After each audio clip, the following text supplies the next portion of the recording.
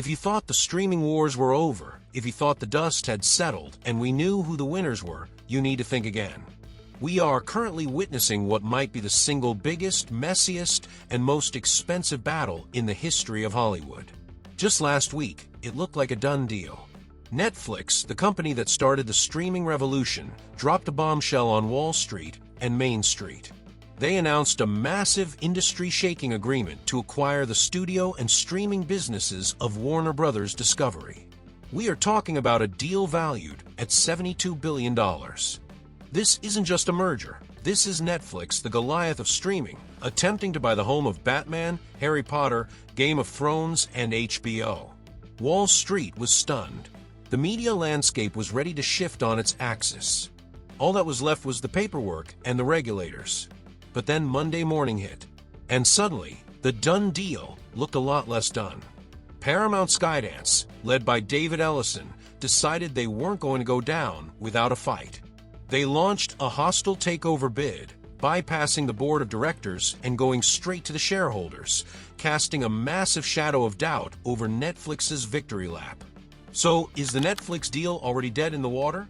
Is Warner Bros. About to spark a bidding war that could bankrupt the winner? And most importantly, as an investor or a consumer, what does this chaos mean for your wallet and your watch list? Let's dive deep into the $77 billion drama unfolding right now.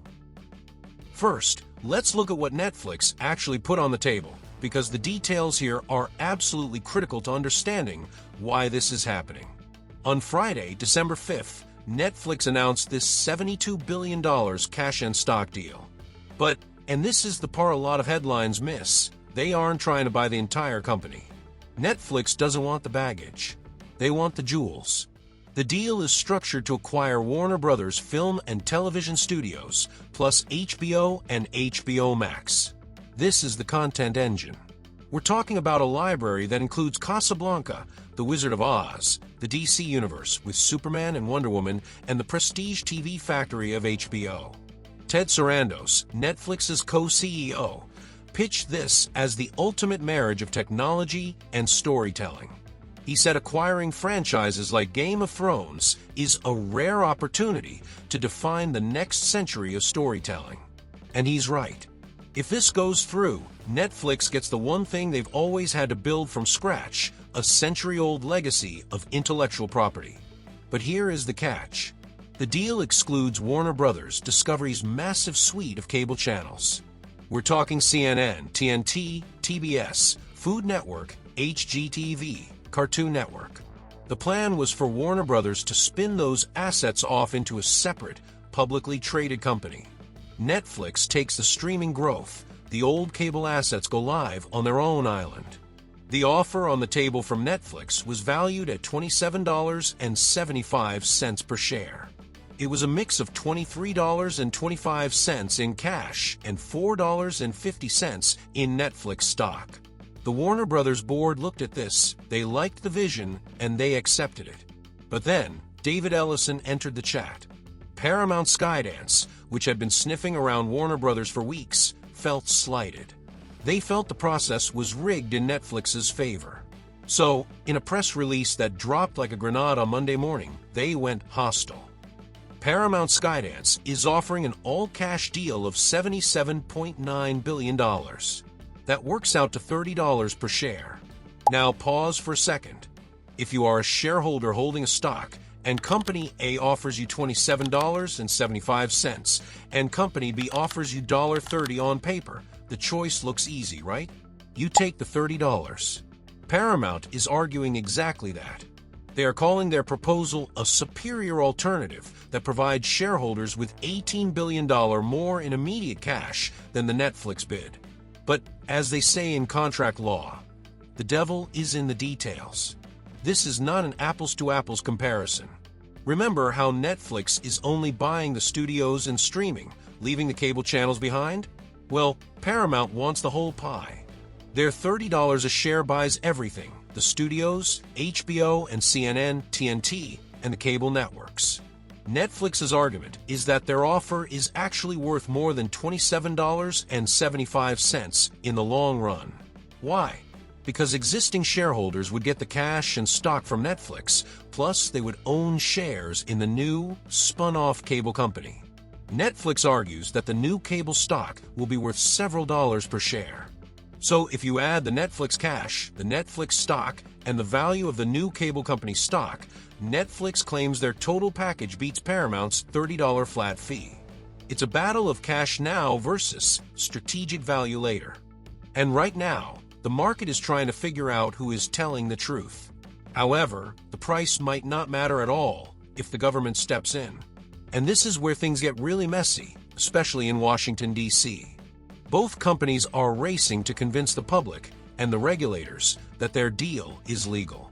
But make no mistake, the scrutiny here is going to be intense. Paramount's CEO David Ellison went on CNBC and made his case very clearly. He said, when you look at the marketplace, allowing the number one streaming service, Netflix, to combine with the number three service, HBO, is anti-competitive. He has a point. Combining Netflix's 300 million subscribers with HBO Max's 130 million creates a behemoth that dwarfs everything else.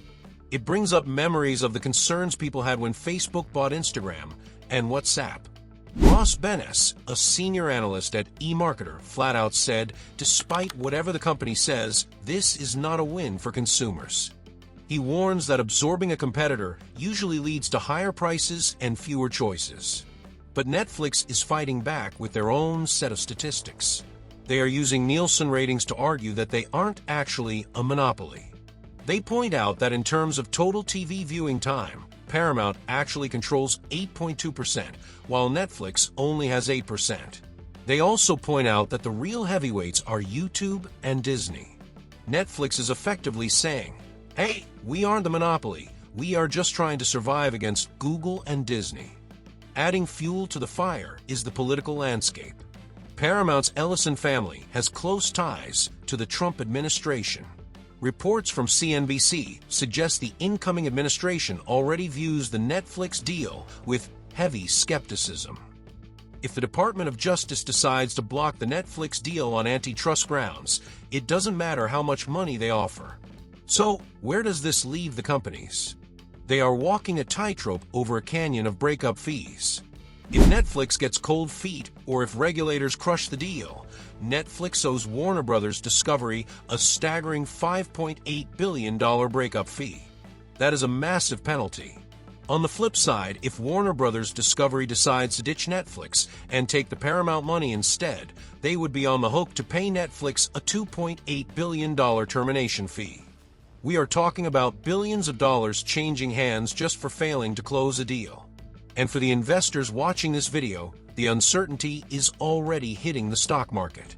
When the hostile bid was announced, Netflix stock dipped nearly 3%, while Warner Bros. Shares surged because Wall Street loves a bidding war. A motivated suitor like Paramount, backed by the deep pockets of the Ellison family, Redbird Capital, and banks like Citi and Apollo, means the price could go even higher. But there is a risk for Netflix here. If they get dragged into a bidding war, they might end up overpaying. However, I'd argue that Netflix, with its 2 decades of data on what people watch, knows exactly what Warner's content is worth to the penny.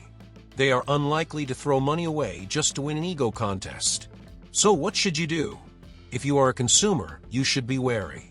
A combined Netflix and HBO is a dream for content libraries, but it likely means the end of the cheap streaming era. We've already seen crackdowns on password sharing and price hikes. A mega merger usually accelerates that trend. If you are an investor, this is a sit tight and watch moment. The drama is far from over.